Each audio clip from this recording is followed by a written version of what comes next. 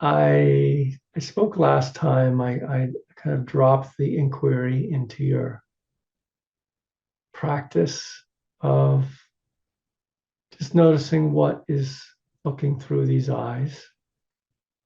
In the meditation, the version, often your eyes are closed. Close is not the best question for inquiry, but the question, what is feeling this body, is a very similar one. Can kind of lead you to the same place. So I encourage you to keep doing that, seeing where it lands you. Um, I kind of warn you, don't expect to have an answer. This isn't a question that is about being answered, having the right answer. Um, but it kind of removes the presumption, shall we say, the habit of being, just me here and assuming you know what that is.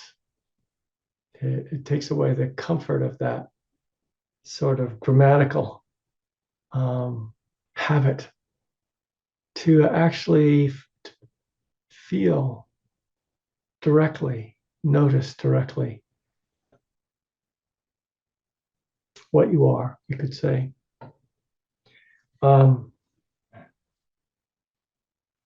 I wanted to kind of just touch back in with that tonight. Also feeling drawn to talk a bit about impermanence, um, which is just another angle on seeing deeply. We've done some of the angle of not self in terms of seeing deeply, but another angle is just impermanence. And one aspect of impermanence is flow, is the way that one thing after another, our experience in terms of its content is just one thing after another of mental events and physical events. And perhaps something in between, we should call energy or um,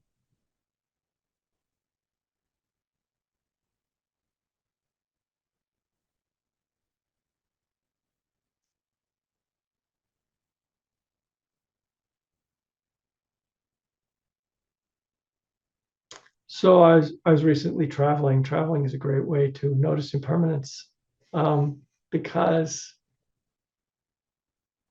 first of all, you're out of the trance of your daily life in a certain way.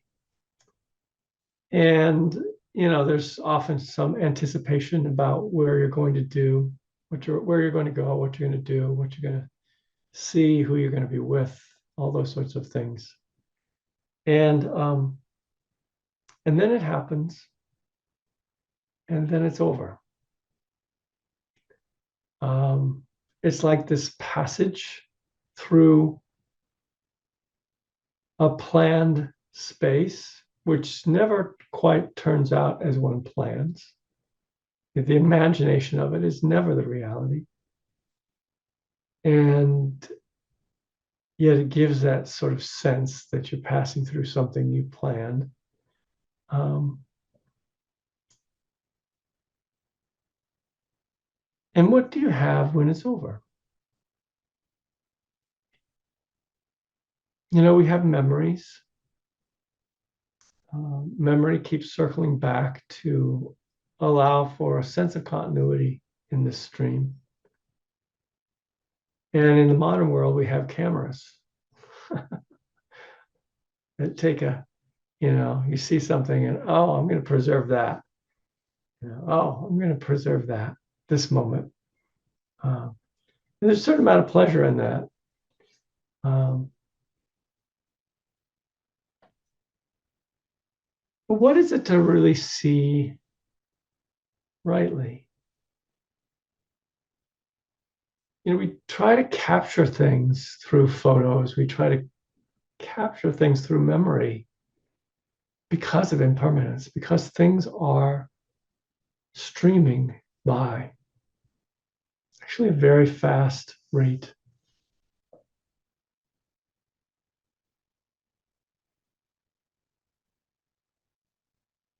And yet there's also something that is still, that knows this stream.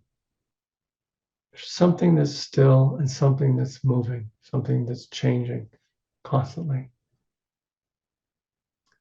It's very hard to name the thing that's still, but it's that moment now, that place here that never changes.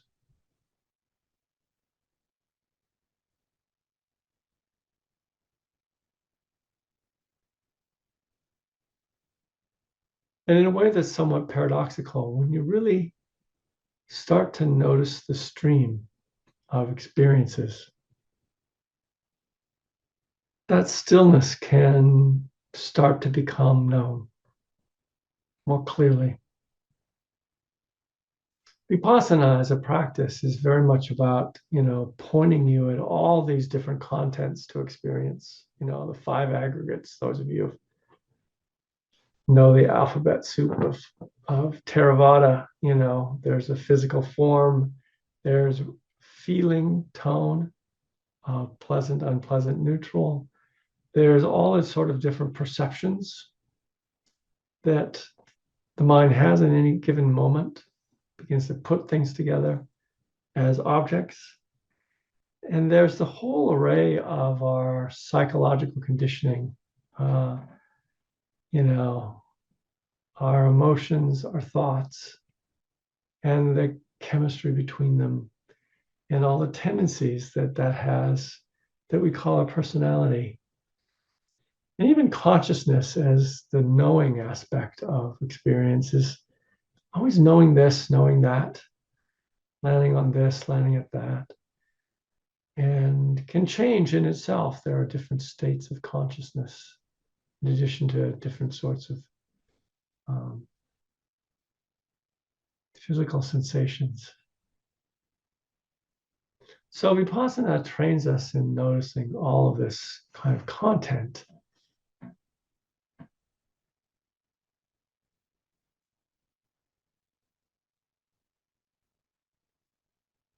With the kind of pointer of noticing the impermanence of it. Notice that whatever you notice is slipping away as soon as you notice it.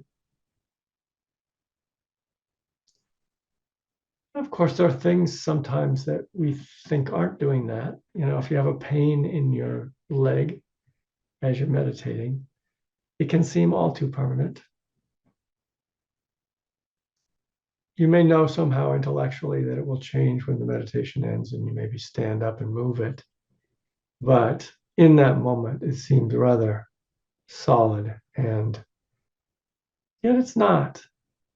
It's not. If you actually look into it moment to moment, it's shifting, it's changing, even as you're looking at it.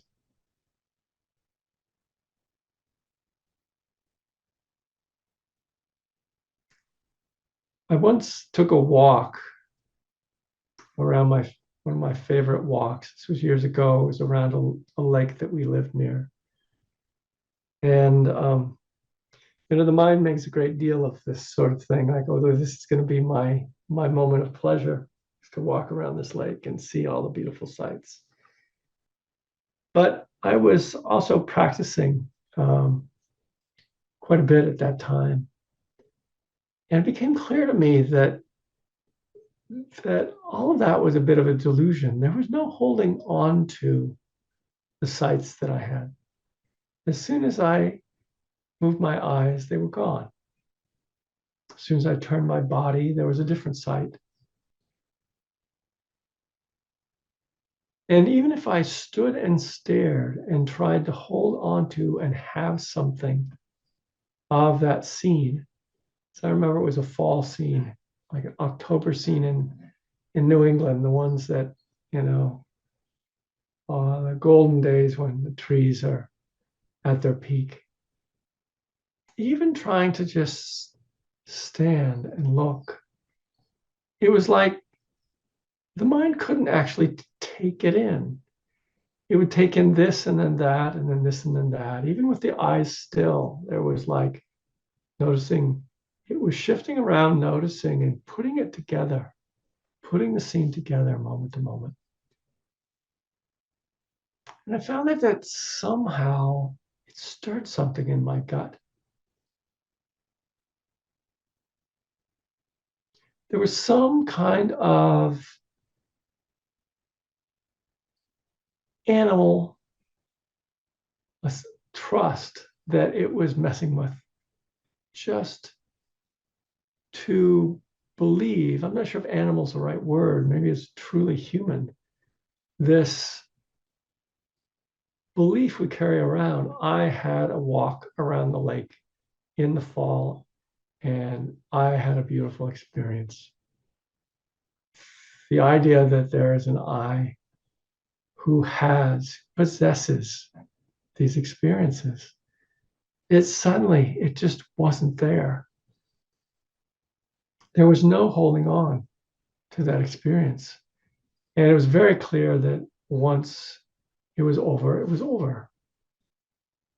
And then if there was a memory, there was a memory. That's what was happening. It wasn't actually that walk. It wasn't actually that scene. Something else was playing out in the stream of the mind. And it stirred something very deeply in me. So much of our human life is about possessing things, or at least believing that we possess them.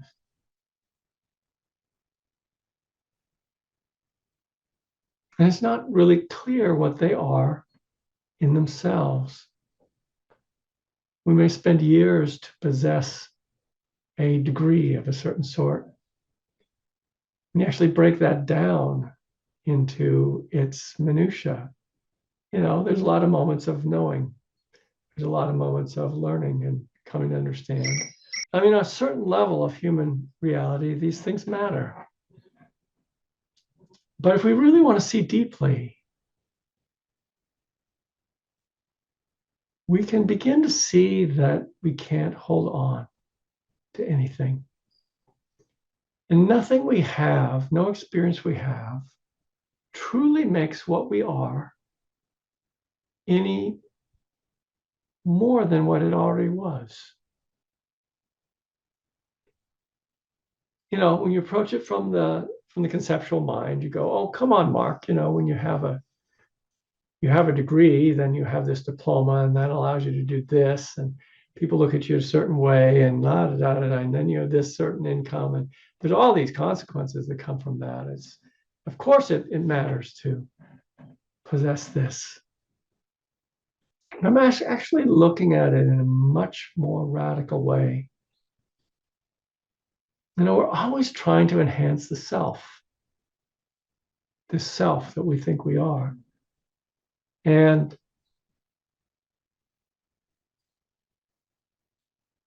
a lot of that has to do with having experiences, having people in our lives, having knowledge, having fun. And then there's the whole possession thing, having money. It's very hard to see through it. But that's what the Dharma is pointing us to, is to see through this having. I mean, obviously, death puts a certain light on it, doesn't it? As they say, you can't take it with you.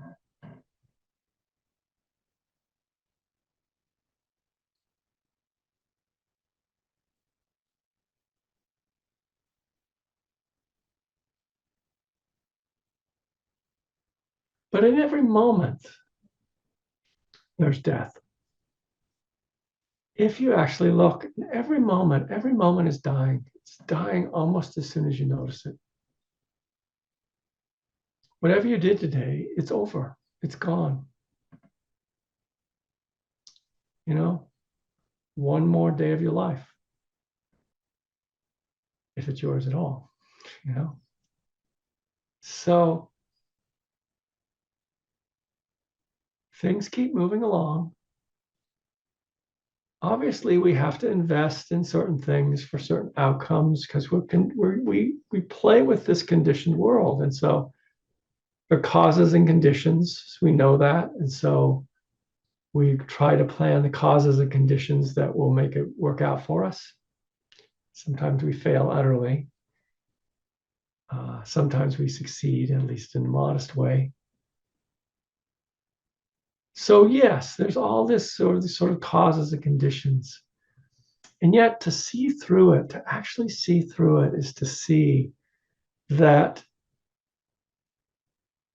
what's looking through these eyes, what's feeling in this body, what's hearing in these ears is actually not made anymore by any of these things that we have, nor is it made less by any of the things that we lose.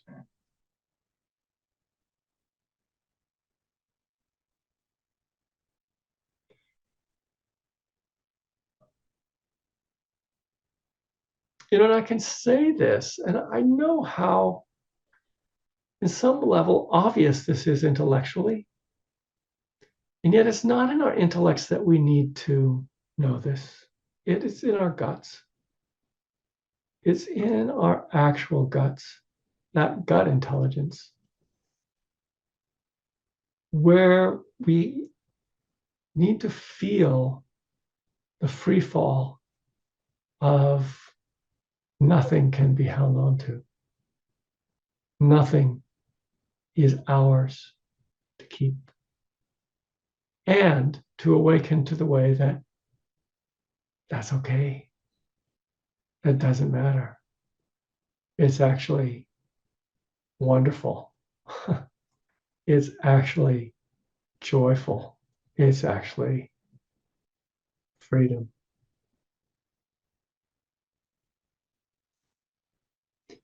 From the point of view of having and getting, what I'm saying may sound horrible, frightening, disturbing.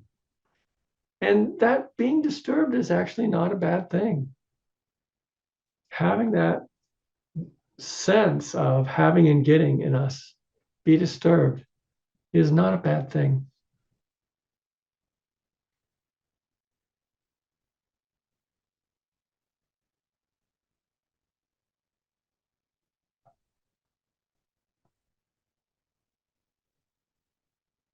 That's because it's happening on the level of the gut. If there's something that is stirred by this, that's on the level of the gut. That's helpful.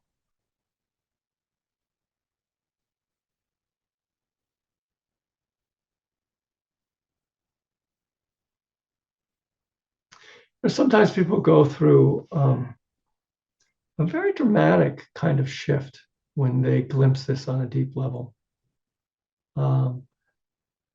It's bewildering. It's sort of like, okay, what do I do with my life now? How do I orient myself in the midst of this sort of free fall of experience? It can be disorienting.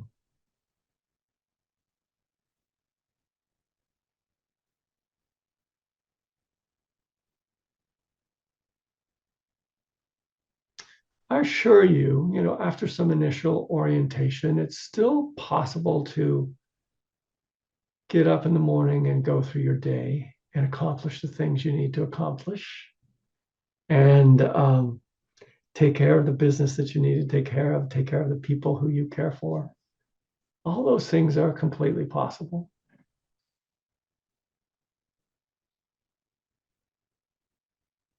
But there may not be quite the allure to having and getting.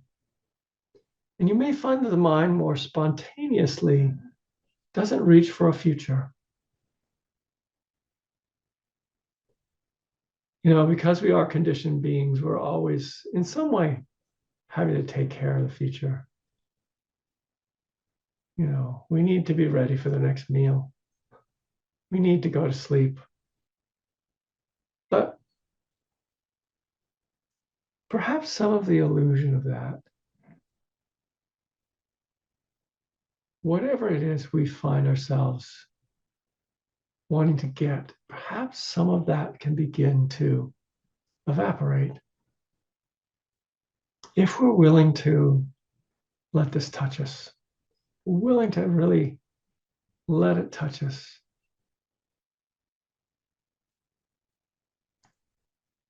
You know, I can recommend a little practice with this if you're interested in doing it. It's a little mantra.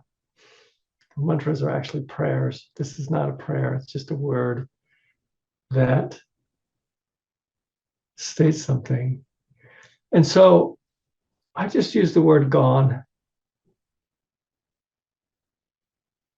as I notice things. Gone. That noticing is gone. You can work with it a little bit. Obviously, you can't just go gone, gone, gone, gone, gone, gone, gone, or it becomes extremely tedious and not very enlightening. But sometimes when you just say, hang up the phone, because people don't hang up phones anymore, do they? I'm dating myself. What do they say? What do you say now that you can't hang up a phone? But there's a moment, and there's a moment there, and where you can just say, gone. Or it was such a beautiful day today, I have to say. Such a beautiful day. And so I do try to take it in. I think in terms of causes and conditions, it's a helpful thing to do, even though on some level, nothing can be held on to. You know, to listen to the sound of the mockingbird, the relentless sound of the mockingbird, calling, switching calls over and over, to just fully experience that. And then when it's over, just say gone. See what it does. It just adds a little extra light on the impermanent nature of things. Just adds a little extra light on how we are passing through this world, moment to moment, and leaving every moment behind. Okay.